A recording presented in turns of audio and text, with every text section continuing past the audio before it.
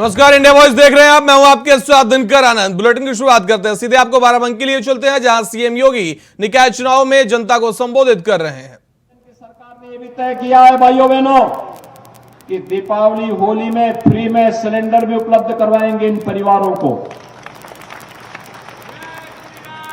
भाइयों बहनों, आज क्या नहीं है उत्तर प्रदेश में और क्या नहीं है मिर्जापुर में। ये डबल इंजन की सरकार डबल स्पीड के साथ कार्य कर रही है, और इसलिए जो लोग पहले आपके विकास में बाधा पैदा करते थे, जो बैरियर लगाते थे, जिन लोगों ने गरीब कल्याणकारी योजनाओं में डकैती डालने का काम किया था, जिन लोगों ने आपको एक एक बूंद पानी के लिए तरसाया था, आज उनको एक एक वोट के लिए तरसाइए।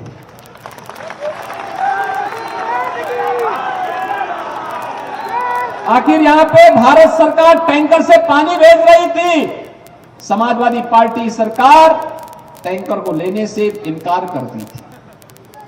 प्यासा यहां के लोगों को छोड़ा था।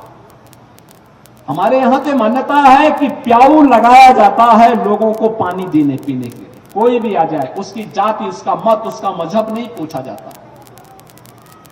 हमारी योजनाओं का आधार किसी का चेहरा देख करके नहीं है। प्रधानमंत्री मोदी जी ने 2014 में एक ही मंत्र दिया था, सबका साथ, सबका विकास का, सबके विश्वास और सबके प्रयास का। हम तो उसी बात को लेकर के चले।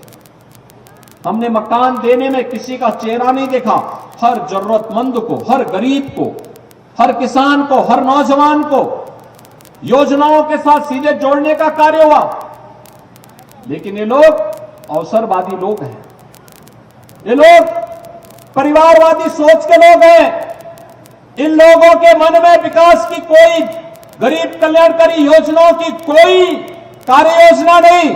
इनकी अपनी एक कार्य योजना है, और कार्य योजना के तहत ये लोग युवाओं के हाथों में तमंचा पकड़वा करके उन्हें समाज और राष्ट्र विरोधी तत्वों की ओर अग्रसर करने का कुत्सित प्रयास करते थे।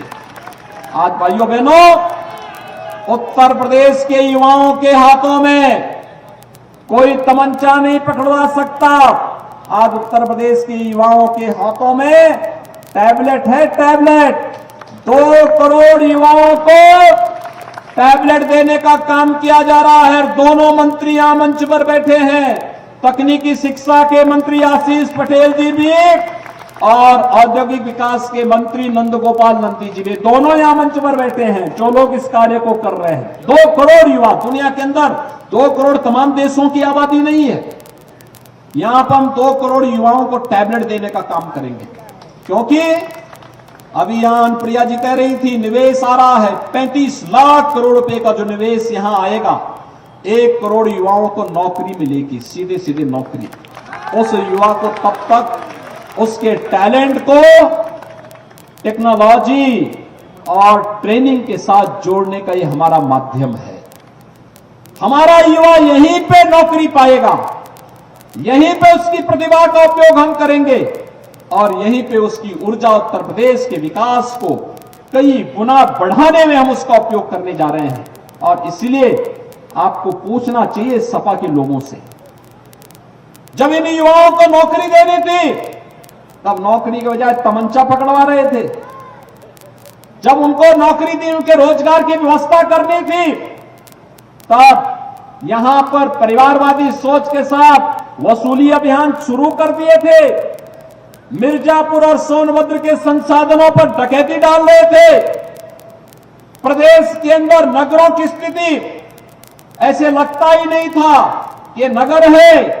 नगरों में ऐसी स्थिति लगती थी जैसे कोई कूड़े का ढेर हो। किसी भी नगर में आप जाइए, पहले नगर के बाहर कूड़े का ढेर का दर्शन होता था। लेकिन भाइयों बहनों, इससे पहले बेटियां स्कूल नहीं जा पाती थी, महिलाएं बाजार नहीं जा पाती थी, सौदों का आतंक होता था सत्ता के पहले उत्तर प्रदेश के अंदर। आज स्थितियां बदली हैं। आज नगर अमृत योजना और स्मार्ट सिटी मिशन के अंतर्गत चमचमाते हुए दिखाई दे रहे हैं। शहरों के अंदर एक नई व्यवस्था देखने को मिली है। स्वच्छ भारत मिशन ने गांव हो या शहर, इन सब की दूरी को कम करते हुए एक नए रूप में लोगों के जीवन में परिवर्तन लाने का कार्य किया है।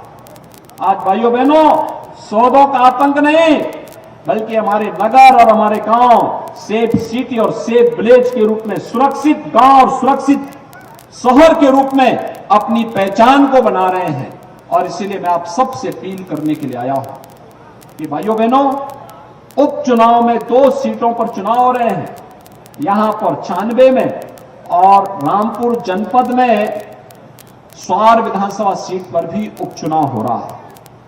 भाइयों बहनों, ये दोनों उपचुनाव हमारे गठबंधन के विभिन्न सहयोगी अपना दल एस यहां पर अपना प्रत्याशी उतार करके संयुक्त रूप से हम मिलकर के चुनाव को आगे बढ़ा रहे हैं। और इसलिए मेरी आप सबसे अपील होगी, भारतीय जनता पार्टी, अपना दल और निषाद पार्टी गठबंधन ने इस 96 विधानसभा सीट पर श्रीमती रिंकी कौल को कप प्लेट के साथ अपना प्रत्याशी बना करके आपके बीच में उतारा है। भाइयों बहनों, श्रीमती रिंकी कौल इधर आ जाओ। है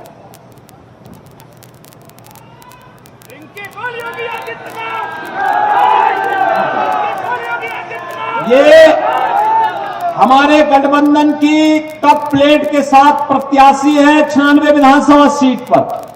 भाइयों बहनों, आप सभी श्री राहुल प्रकाश कौल को तो आपने देखा होगा, उनका चेहरा आप सबको याद होगा।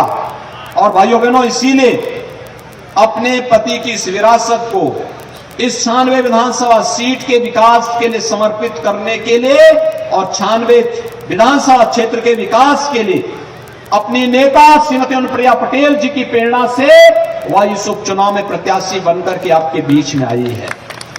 आपसे मैं अपील करूंगा कि कप प्लेट पर 96 विधानसभा सीट पर परसों होने वाले चुनाव में, यानी आज सायंकाल चुनाव प्रचार बंद हो जाएगा, आप सभी इन्हें विजयी बना करके भेजेंगे ना?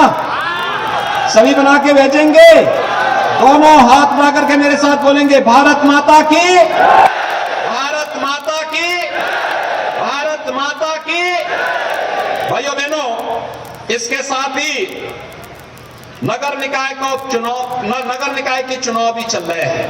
पूरे प्रदेश में पहले चरण का चुनाव संपन्न हो चुका है और पहले चरण के चुनाव में जनता जनार्दन का अपार आशीर्वाद भारतीय जनता पार्टी गठबंधन को प्राप्त हो रहा है। मुझे तो लगता है कि पहले चरण के चुनाव के जो परिणाम जब आएंगे तो लगता है कि सपा बसपा का सुपड़ा साफ तो होना ही तय है। और इसीलिए वो प्रचार कार्य से भी अपने आप को दूरी बना लिए हैं। और इसलिए भाइयों बहनों, अब द्वितीय चरण का चुनाव 11 मई को होगा।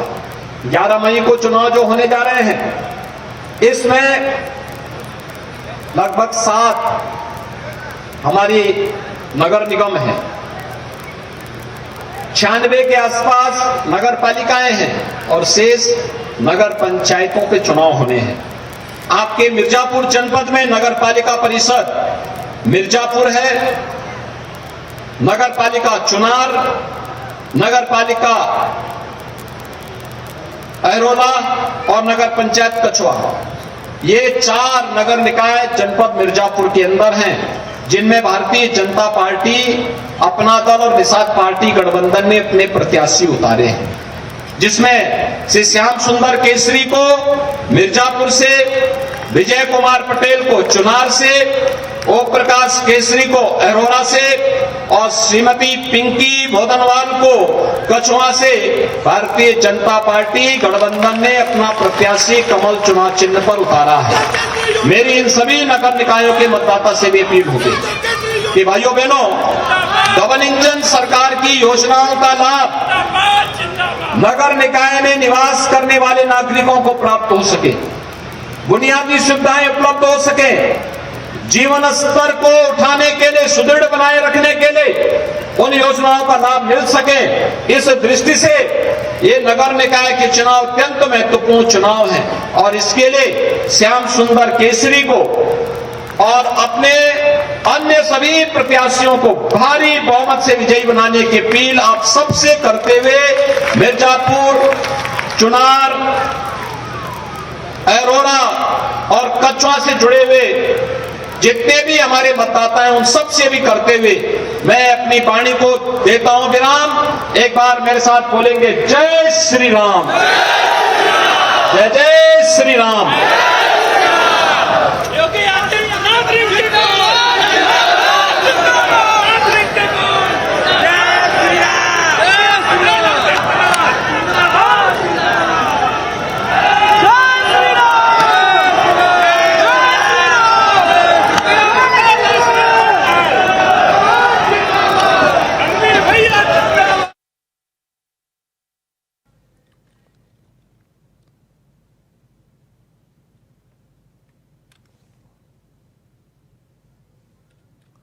तो मिर्जापुर से सीएम योगी आदित्यनाथ को आप सुन रहे थे, जिन्होंने निकाय चुनाव को लेकर जनता को संबोधित किया। चुनाव प्रचार के अंतिम दिन उन्होंने कहा कि आज चुनाव प्रचार कल अंतिम दिन होगा।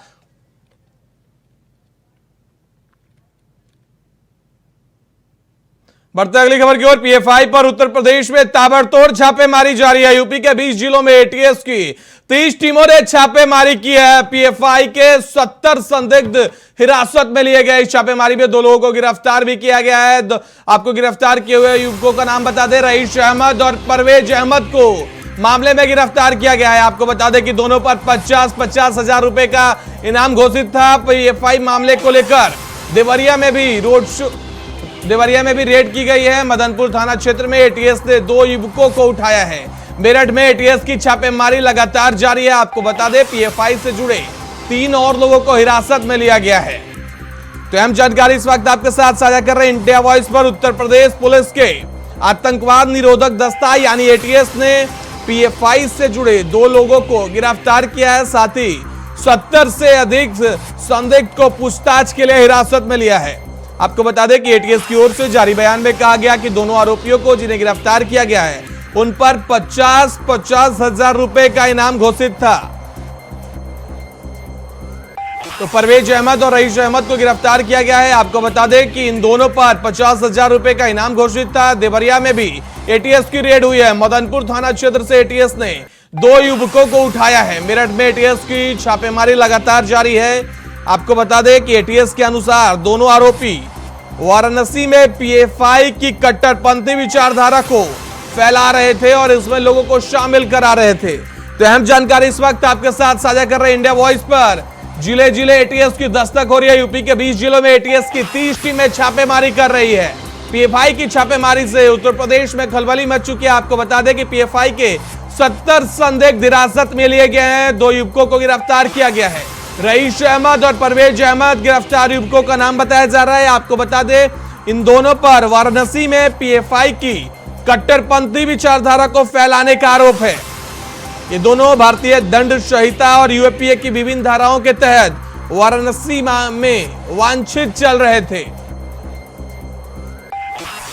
तो अहम जानकारी इस वक्त आपके साथ साझा कर रहे हैं इंडिया वॉइस पर। आपको बता दें कि पीएफआई को गैर कानूनी गतिविधियों में शामिल होने के कारण पिछले साल केंद्र सरकार ने बैन कर दिया था।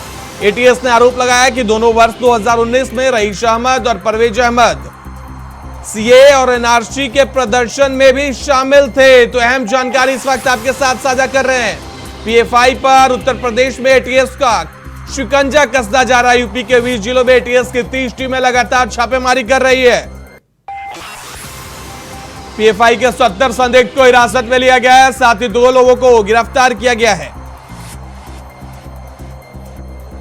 उत्तर प्रदेश पुलिस के एटीएस ने प्रतिबंधित संगठन पीएफआई से जुड़े 2 लोगों को कथित तौर पर कट्टरता फैलाने के आरोप में वाराणसी से गिरफ्तार किया है। राज्य के विभिन्न जिलों में 70 संदिग्ध को पूछताछ के लिए हिरासत में लिया गया है। साथ ही 2 लोगों को गिरफ्तार किया गया है।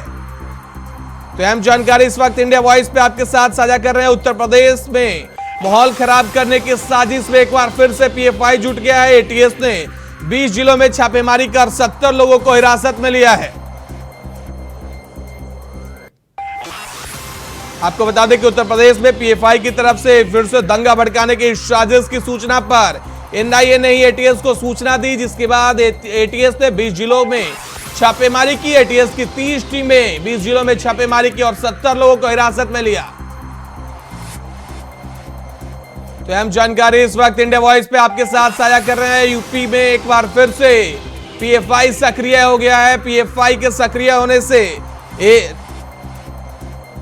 फिर से पुलिस बल अलर्ट मोड पर आ गई है। आपको बता दें कि लगातार पीएफआई पर एक्शन जारी है। यूपी के 20 जिलों में 30 टीमें ने छापेमारी की है, जिसमें 70 संदिग्ध लोगों को हिरासत में लिया गया है। 2 लोगों को गिरफ्तार किया गया है। गिरफ्तार युवकों के नाम रईस अहमद और परवेज अहमद बताए जा रहे हैं। दोनों पर 50-50 हजार का इनाम घोषित था। तो पीएफआई को प्रतिबंधित करने के बाद एटीएस तो था एनआईए ने कई बार इसके सदस्यों की गिरफ्तारी करके संगठन को कमजोर करने की कोशिश की, लेकिन नए सिरे से कोई बड़ा कांड कराने को लेकर षड्यंत्र रचा जा रहा है, जिसको लेकर एक बार फिर से एनआईए ने एटीएस को सूचना दी और एटीएस ने उत्तर प्रदेश के 20 जिलों में छापेमारी की। छापेमारी में 70 से अधिक संदिग्ध को हिरासत में लिया गया है। साथ ही 2 लोगों को गिरफ्तार किया गया है। रईस अहमद और परवेज अहमद गिरफ्तार युवकों के नाम बताए जा रहे हैं। आपको बता दें कि गिरफ्तार आरोपियों से अभी तक पूछताछ की जा रही है। पूछताछ में कई बड़े खुलासे हो सकते हैं। मसलन वाराणसी में संगठन का विस्तार किस तरीके से वो लोग कर रहे थे, आखिर इनका मकसद क्या था। वाराणसी कई मायनों में अपने आप से अहम भी हो जाता है। प्रधानमंत्री नरेंद्र मोदी का संसदीय क्षेत्र है और इन दोनों का वाराणसी से मिलना, वाराणसी में इनके गिरोह का होना कई अहम संदेश देगा। तो पूछताछ पे सभी की नजरें टिकी हुई है। यूपी एटीएस ने लगातार छापेमारी की है। यूपी एटीएस की 20 जिलों में छापेमारी चल रही है। आपको बता दें कि 30 टीमें लगातार छापेमारी कर रही है। आपको बता दें कि पीएफआई उत्तर प्रदेश में 8 साल से सक्रिय है। हाथरस कांड की जांच के बाद पुलिस को पीएफआई द्वारा दंगा भड़काने के सबूत भी मिले थे।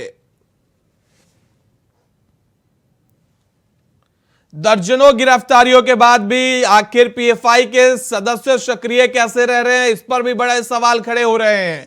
आखिर लगातार पीएफआई के सदस्यों को गिरफ्तार किया जा रहा है, इसके बावजूद इन लोगों का गिरोह कैसे काम कर रहा है। खबर पर ज्यादा जानकारी के लिए राकेश यादव सिद्धार्थनगर से हमारे साथ जुड़ गए हैं। राकेश, क्या जानकारी निकल कर आ रही है? यूपी के 20 जिलों में लगातार छापेमारी चल रही है। 70 संदिग्ध लोगों को हिरासत में लिया गया, 2 को गिरफ्तार किया गया है। जी, आपको बता दूं कि सिद्धार्थनगर जिले के सोहरतगढ़ थाना क्षेत्र में पड़ने वाले अतरी गांव से एटीएस ने एक संदिग्ध को उठाया है। 1 साल पहले भी एक को उठाया था वहीं से, और संदिग्ध में फिर कल जो है एटीएस ने एक व्यक्ति को वहां से उठाया है। जी, आखिर जिस एटीएस ने जिसको उठाया है उसकी मंशा क्या थी? सिद्धार्थनगर में वो क्या कर रहा था? क्या पीएफआई एक बार फिर से यूपी में दंगे भड़काने की कोशिश में जुटा है? बिल्कुल, ये एटीएस जिसको उठाई है, संदिग्ध में उठाई है, ये दंगा भड़काने की उसमें फिराक में थे, क्योंकि ये एटीएस ने 1 साल पहले ही एक व्यक्ति को उसी गांव से उठाया था। फिर कल ये एटीएस टीम पहुंची और वहां से फिर एक व्यक्ति को उठाया है। जी, लेकिन सवाल ये पैदा होते हैं कि लगातार यूपी एटीएस एनआईए की टीम पीएफआई को लेकर सक्रिय है। पीएफआई को पिछले साल बैन कर दिया गया था, लेकिन इसका पूरा ये जो टेरर मॉड्यूल है वो किस तरीके से काम कर रहा है, कैसे इसके सक्रिय सदस्य बढ़ते जा रहे हैं। खबर आ रही है कि यूपी के 20 जिलों में छापेमारी हो रही है। आखिर इतने मजबूत टीम के साथ 30 टीम एक बार में छापेमारी कर रही है, कहीं कोई बड़े संदेश तो नहीं मिले एनआईए को? बिल्कुल, कहीं ना कहीं तो एटीएस को ये सुराग मिला ही है। जिस तरह से ये जो है एटीएस इतनी बड़ी छापेमारी कर रही है, लेकिन अब देखने की बात यह है कि इतने भारी संख्या में आखिर ये कहां से आए हैं, किस मंशा से आए हैं। ये तो पूछताछ के बाद ही पता चलेगा कि ये आखिर किस मंशा से ये जो है एटीएस इनको गिरफ्तार भी कर रही है, लेकिन क्या इनकी मंशा है ये पूछताछ से ही पता चल पाएगा। राकेश, पीएफआई पर आरोप है कि टेरर फंडिंग का आरोप लगता है, इसके साथ ही पीएफआई पर आरोप लगता है कि वह कैंप चलाते हैं और युवाओं को भटकाने के बाद उसको ट्रेनिंग देते हैं ताकि वो दंगे में सक्रिय हो सके। तो क्या सिद्धार्थनगर में भी ऐसी कोई कैंप चलाई जा रही है? फिलहाल ऐसी तो कोई यहाँ संस्था नहीं चलाई जा रही है कि उनको ट्रेनिंग दी जाती हो, लेकिन इस तरह से संदिग्ध मिल रहे हैं तो कहीं ना कहीं संलिप्तता इसमें शामिल होती है, तो ये एटीएस अपनी कार्रवाई कर रही है। जी, तो पीएफआई के जो ये जितने भी सक्रिय सदस्य हैं, सिद्धार्थनगर से एक को एटीएस ने उठाया है और पूरे उत्तर प्रदेश की बात की जाए तो 70 संदिग्ध लोगों को गिरफ्तार किया उठाया गया है, 2 को गिरफ्तार किया गया है। आखिर इनको फंडिंग कहां से हो रही है, फंडिंग के पीछे किन लोगों का हाथ है? क्योंकि बिना फंडिंग के कोई काम नहीं कर सकता और इनका गिरोह दिन पर दिन बढ़ता ही जा रहा है, जबकि केंद्र सरकार ने इस पर प्रतिबंध लगा दिया है। कहीं ना कहीं इनको जो फंडिंग होती है ये तो सोचने की बात है। आखिर इतनी भारी संख्या में लोग पकड़े जा रहे हैं तो कहीं ना कहीं से इनको फंडिंग होती होगी, लेकिन अब ये तो उनसे पूछताछ के बाद ही पता चल पाएगा कि आखिर इनको फंडिंग कहाँ से होती है और ट्रेनिंग कैसे दी जाती है। ये सब पूछताछ के बाद ही पता चल पाएगा। जी, आखिर ये किस तरीके से ये जिन्हें गिरफ्तार किया गया सिद्धार्थनगर में, उनका कैसा रवैया था, लोगों से किस तरीके से वो बातचीत किया करता था वो युवक? क्योंकि आमतौर पे हमारे बीच भी कोई स्पाई हो सकता है, लोगों को पता नहीं है कौन पीएफआई का सक्रिय सदस्य है, दर्शक इसको किस तरीके से पहचाने, इसके लिए क्या कुछ कर सकते हैं? क्योंकि आप सिद्धार्थनगर में ग्राउंड जीरो पे रह रहे हैं, वहां के लोग कैसे लोगों को चिन्हित करें कि भाई ये पीएफआई का सदस्य हो सकता है? जो है उनकी संलिप्तता लोगों के बीच रहती है, लोगों से मिलजुल के बातें भी करते हैं आम नागरिक की तरह, लेकिन अब उनको पहचान पाना ये तो मुश्किल की बात है। लेकिन फिलहाल लोगों को सोचना चाहिए, जब इस तरह का ये एटीएस इनको उठा रही है तो कहीं ना कहीं इसकी संलिप्तता होगी और इस सब संबंधित मामलों में इनकी संलिप्तता होगी, तो इनको उठाया है, गलत तरीके से नहीं उठाया होगा तो इनसे बातचीत करता जाता है, जो कि वहाँ जो भी नागरिक है गांव के उनसे भी मिलजुल के बात करता है, लेकिन उनकी बातचीत से ये पता नहीं चल पाता है कि इन सब में वो संलिप्त होगा।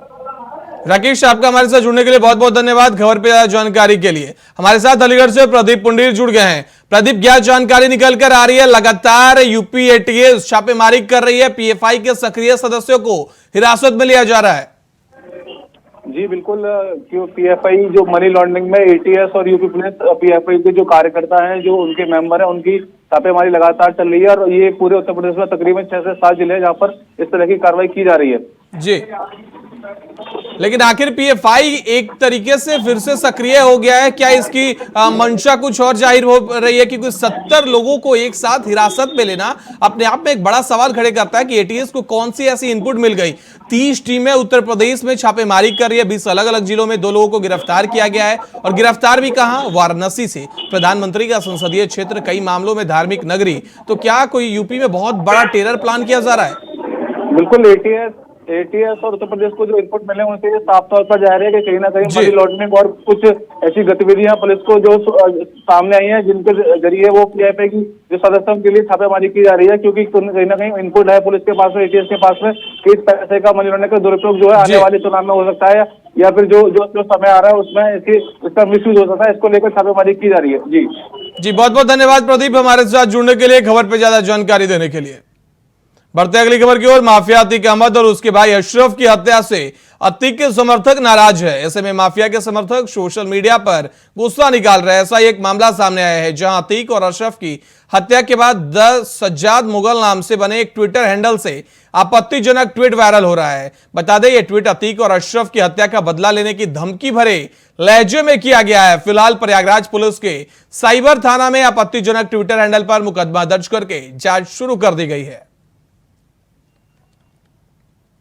तो अतीक की हत्या का बदला लेंगे, ऐसा ट्वीट में लिखा गया है। आपको बता दें, विवादित ट्वीट पर एफआईआर दर्ज की गई है। अभी नस्ल खत्म नहीं हुई है, हालात बदलेंगे और हिसाब जरूर होगा, ऐसा ट्वीट कर लिखा गया है।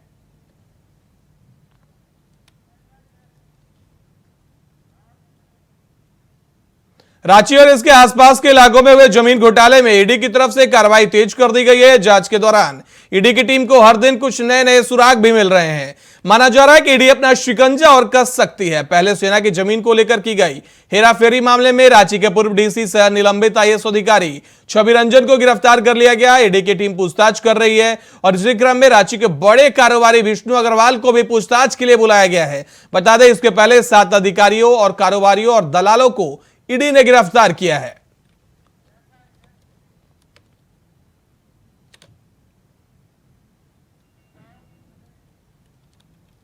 खबर जौनपुर से है, जहां एक शादी समारोह में खाना खाने के बाद सैकड़ों लोगों की तबीयत खराब हो गई। आपको बता दें कि इतनी बड़ी संख्या में लोगों को फूड पॉइजनिंग होने के कारण जिले के अस्पताल में हड़कंप मच गया। बताया जा रहा है कि रसमलाई खाने की वजह से लोगों को फूड पॉइजनिंग हुई थी। समय रहते ही सभी लोगों को प्राथमिक उपचार करके सभी की हालत अब स्थिर है। तो जौनपुर में फूड पॉइजनिंग से बाराती बीमार पड़ गए। शादी में दूषित भोजन से 100 लोग बीमार पड़ गए, जिससे अस्पताल में हड़कंप मच गया।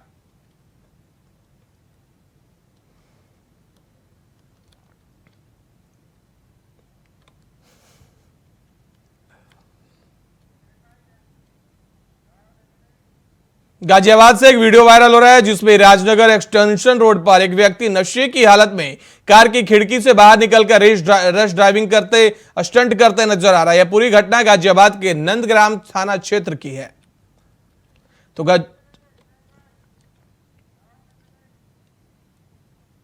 बुलेटिन में फिलहाल इतना ही। देश दुनिया की बाकी खबरों के लिए देखते रहिए इंडिया वॉइस।